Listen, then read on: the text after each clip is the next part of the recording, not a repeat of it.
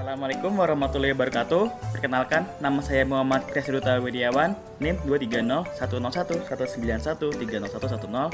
Saya dari kelas IPTC kelompok 9.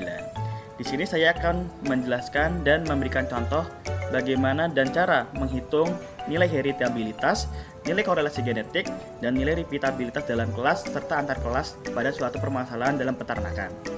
Oke, sebelumnya, kenapa sih kita harus mempelajari tentang heritabilitas? Nah, teman-teman, di sini menjelaskan bahwa heritabilitas bukan parameter genetik yang mengukur kemampuan seorang ternak, pejantan, ataupun indukan untuk dapat mewariskan sifatnya kepada sang turunan. Sifat itu dapat berupa bobot lahir, bobot sapi, bobot telur, ataupun bobot dewasa. Nah, di sini tentang nilainya antara 0 hingga 1. Yang kedua adalah korelasi genetik. Korelasi genetik itu merupakan parameter genetik yang menghubungkan dua sifat yang berbeda oleh genetik ekspresi aditif yang berbeda. Di sini dijelaskan bahwa faktor genetik itu parameternya berada pada min 1 hingga positif 1. Jika nilainya mendekati positif 1, maka ekspresi gen keduanya akan akurat, sehingga kemungkinan untuk terulang kembali sangatlah besar. Ketiga adalah repeatabilitas, teman-teman. Repeatabilitas itu merupakan parameter genetik yang mewariskan sifat yang sama kepada individu selanjutnya. Nah, di sini dijelaskan bahwa parameter genetik itu memiliki rentang nilai antara 0 hingga 1. Nah, lalu terdapat dua jenis repeatabilitas, yaitu repeatabilitas dalam kelas dan repeatabilitas antar kelas.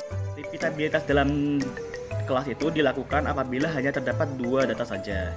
Nah, untuk repeatabilitas antar kelas itu menggunakan lebih dari dua data. Jadi praktikum ini adalah untuk mengetahui cara menghitung heritabilitas, korelasi genetik, dan repeatabilitas yang benar, sehingga dapat melakukan seleksi ternak yang baik kepada hewan-hewan yang dipelihara. Manfaat yang dapat diambil dari praktikum ini adalah kita dapat mengetahui seleksi ternak yang baik kepada ternak. Nah, jadi kita tahu bagaimana kondisi ternak yang baik, sehingga kita dapat memilah-milah ternak yang baik dengan ternak yang kurang baik. Terus juga kita dapat memberikan kondisi yang baik kepada peternakan karena memiliki genetik yang bagus dan kualitas yang bagus, dan sehingga memberikan produktivitas yang tinggi. Heritabilitas. Pada bagian ini kita akan menyelesaikan masalah yang ada di peternakan sapi PO di Desa Sumberjo. Diperoleh bobot lahir dan bobot sapi PO berdasarkan data recording. Terdapat 4 pejantan dan 5 betina yang menghasilkan beberapa keturunan.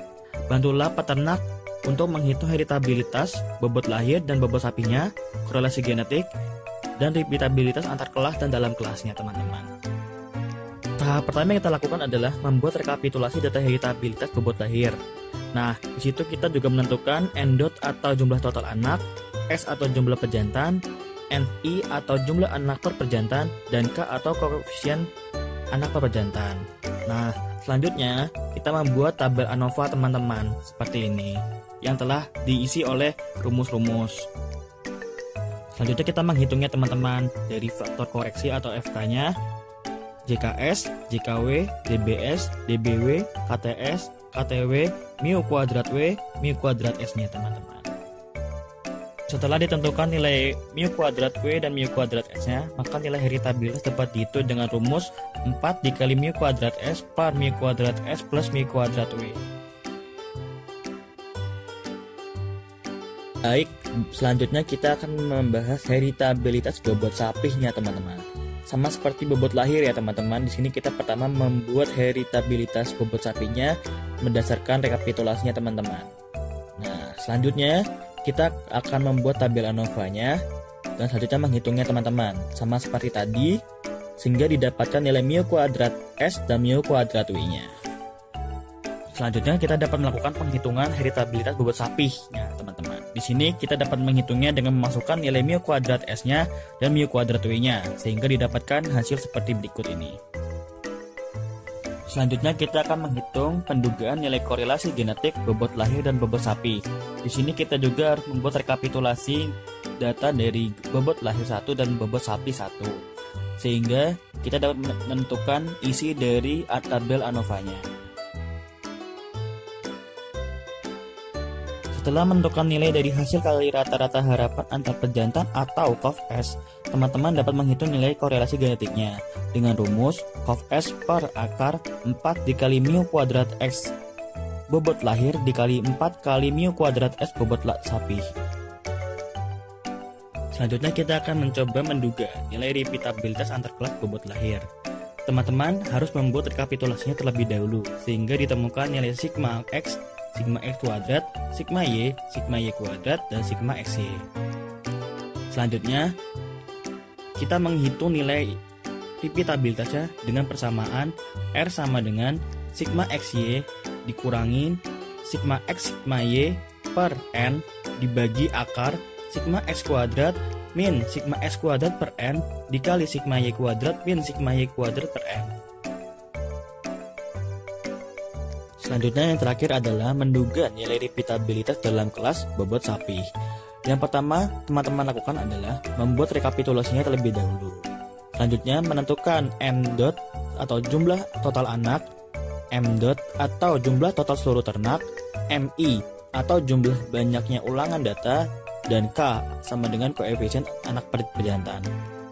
Setelah itu buatlah tabel ANOVA-nya dan hitunglah seluruh hitungan yang ada di dalamnya sehingga didapatkan data seperti berikut ini. Setelah didapatkan nilai kuadrat tengah harapan B atau mu kuadrat B dan kuadrat tengah harapan W atau mu kuadrat W, teman-teman dapat menghitung nilai repeatabilitasnya dengan persamaan R sama dengan mu kuadrat B per mu kuadrat B plus mu kuadrat W.